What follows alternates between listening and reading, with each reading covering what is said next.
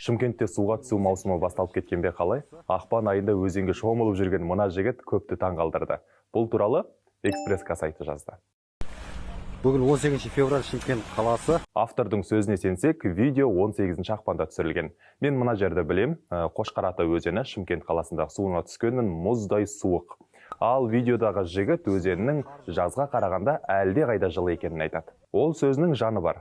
Жыл бойы Қошқарата бұлағының температурасы бір қалыпты, өзгермейді, 11 градус. Айтпақшы, ақпан айының 2-сінен бастап мұнда бәйшешек гүлдеді. Айтыңыздаршы, шымкенттіктер қайда асығып бара жатырсыздар сонша? Бүгін 23 ақпан, аға қар күреп жүр.